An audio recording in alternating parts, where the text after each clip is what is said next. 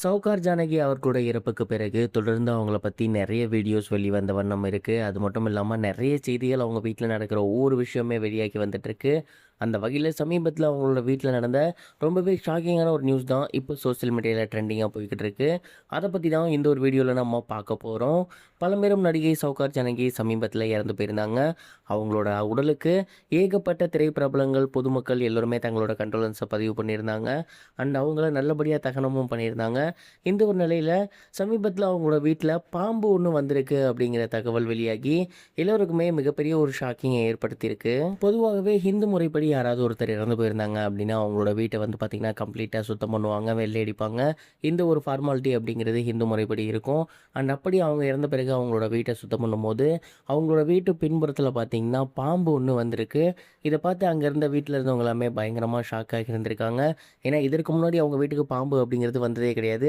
ஏன்னா சென்னையிலே ரொம்ப மிக முக்கியமான ஒரு இடத்துல இருக்காங்க. அவங்க வீட்டை சுற்றி எப்போதுமே பார்த்திங்கன்னா பனியாட்கள் இருப்பாங்க. அண்ட் டெய்லியுமே வந்து எல்லா இடத்தையும் செக் பண்ணுவாங்க. பூச்சி போட்டு பாம்பு இந்த மாதிரி எதுவும் வந்துடக்கூடாது அப்படிங்கிறதுல ரொம்பவே கேர்ஃபுல்லாக இருப்பாங்க. இப்படி இருந்தும் முதல் முறையாக அவங்களோட வீட்டுக்கு பாம்பு வந்திருக்கிறத பார்த்து அவங்க ஃபேமிலி மெம்பர்ஸ் ரொம்பவே ஷாக் ஆகி இருந்திருக்காங்க. அண்ட் இதை பார்த்து அங்கே இருந்த பெரியவங்களாம் என்ன சொல்லியிருக்காங்க அப்படின்னா, அந்த பாம்பை நீங்கள் வந்து கையெடுத்து கும்பிட்டு வணங்கினாலே போதும். ஏன்னா சவுகார் ஜானகி அவர்கள் தான் இந்த மாதிரியான ஒரு ரூபத்தில் வந்திருந்திருக்காங்க. பொதுவாக அவங்க இறந்தவங்க 16ஆம் நாளுக்குள்ளே அவங்க வீட்டை வந்து ஏதாவது ஒரு ரூபத்தில் பார்ப்பாங்கன்னு சொல்லுவாங்க. ஸோ அந்த மாதிரி பாம்பு ரூபத்தில் கூட அவங்க வந்திருக்கலாம். நீங்கள் முடிஞ்சால் பால் வைங்க, மற்றபடி நீங்கள் அடிக்கவோ துரத்தவோ எதுவும் பண்ணாதீங்க, அது பாட்டுக்கு வரும், அது பாட்டுக்கு போயிடும் அப்படிங்கிற மாதிரி சொல்லியிருந்திருக்காங்க. அவங்க பொண்ணுங்கள்லாம் அமெரிக்காவில் இருக்கவங்க இந்த விஷயங்களை நம்பலை அப்படின்னாலுமே அந்த பாம்பு அவங்களை எதுவும் செய்யாமல் போகணும் அப்படிங்கிறதுக்காக பால்லாம் கூட வச்சு கையெடுத்து கும்பிட்டுருக்காங்களாமா. பெரியவங்க சொன்னது போலவே அந்த பாம்பு எதுவும் செய்யாமல் அமைதியாக பாலை குடிச்சிட்டு மறுபடியும் போயிருச்சாமா. அண்ட் இந்த ஒரு விஷயம் சமீபத்தில் வெளியாகி ரொம்பவே வைரலாக போய்கிட்டு இருக்கு.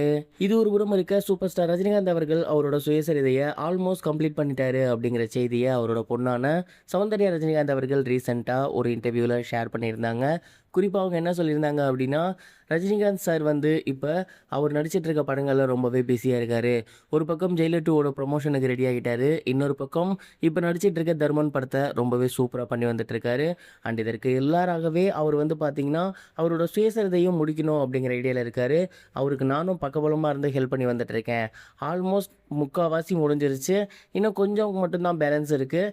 கண்டிப்பாக இந்த சுயசரிதையை படிக்கும்போது உங்களுக்குள்ள ஒரு புத்துணர்ச்சி வரும், ஒரு உத்வேகம் வரும். ஒரு சாதாரண மக்கள்லேருந்து எப்படி ஒரு சூப்பர் ஸ்டார் ஆனார் அப்படிங்கிறத படிக்கும்போது அந்த புக் வந்து உங்களுக்கு உண்மையிலே ஒரு தன்னம்பிக்கையை தரும் அப்படிங்கிற மாதிரி சொல்லியிருந்தாங்க. அண்ட் அந்த புக் படமாக வருமா வராதா அப்படிங்கிறத புக் வெளியானதுக்கு அப்புறம் தான் தெரியும் அப்படிங்கிறதையும் சொல்லியிருந்தாங்க. சூப்பர் ஸ்டார் ரஜினிகாந்தோட வாழ்க்கை வரலாறு கண்டிப்பாக ரொம்பவே சுவாரஸ்யமாக இருக்கும்னு நான் நினைக்கிறேன். நீங்கள் என்ன நினைக்கிறீங்க? கமெண்ட் பாக்ஸில் ஷேர் பண்ணுங்கள். இது வரைக்கும் கனெக்டிங் டிவிக்கு சப்ஸ்கிரைப் பண்ணனா மறக்காமல் சப்ஸ்கிரைப் பண்ணிக்கங்க. உடனடி அப்டேட்ஸ் பெறுவதற்கு நோட்டிஃபிகேஷன் பெல்லையும் கிளிக் பண்ணிக்கங்க.